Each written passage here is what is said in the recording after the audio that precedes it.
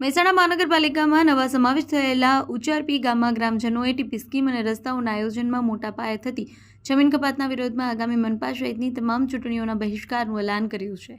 વિકાસના નામે ખેતીલાયક જમીનો છીનવાઈ રહી હોવાના આક્ષેપ સાથે સ્થાનિકોએ ગામમાં કોઈપણ રાજકીય પક્ષે પ્રચાર માટે પ્રવેશ કરવો નહીં તેવા બેનર લગાવતા ચકચાર મચી। શહેરના ટીબી હોસ્પિટલ રોડ પર આવેલી ઓએનજીસી સોસાયટી રાત્રિના સમયે વોકિંગ કરી રહેલા એક મહિલાના ગળામાંથી બાઇક પર આવેલા બે અજાણ્યા શખ્સોએ સોનાના મંગળસૂત્રની ચીલ ઝડપ કરી ફરાર થઈ ગયા। ચકચાર મચી ગઈ છે। આ મામલે મહેસાણા શહેર બી ડિવિઝન પોલીસ મથકે ફરિયાદ નોંધાતા પોલીસે તપાસનો ધમધમાટ તેજ કર્યો છે।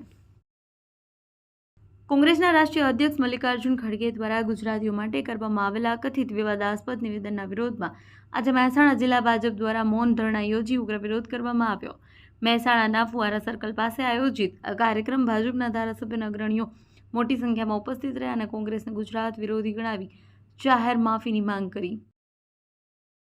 મહેસાણા મહાનગરપાલિકા આગામી ચૂંટણીને લઈ રાજકીય માહોલ ગરમાયો છે, ત્યારે શહેર કોંગ્રેસ સમિતિ દ્વારા મતદારોને આકર્ષવા માટે પોતાના ચૂંટણી ઢંઢેરો પ્રસિદ્ધ કરવામાં આવ્યો છે।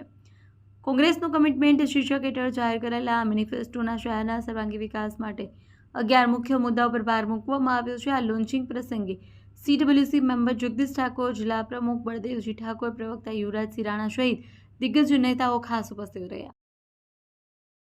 મહેસાણા સહિત સમગ્ર ઉત્તર ગુજરાતમાં મંગળવારે બપોર પછી વાવાઝોડા સાથે વરસાદ ખાબક્યો।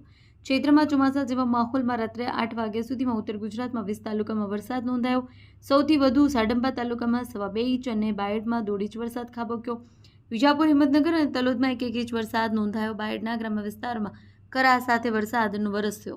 દેશ અને દુનિયાના સમાચાર જોવા માટે અમારી ચેનલ MG લાઈવ ન્યૂઝને સબસ્ક્રાઇબ કરો અને બેલ આઇકોન પર ક્લિક કરો, જેથી રોજે રોજની અપડેટ આપને મળતી રહે।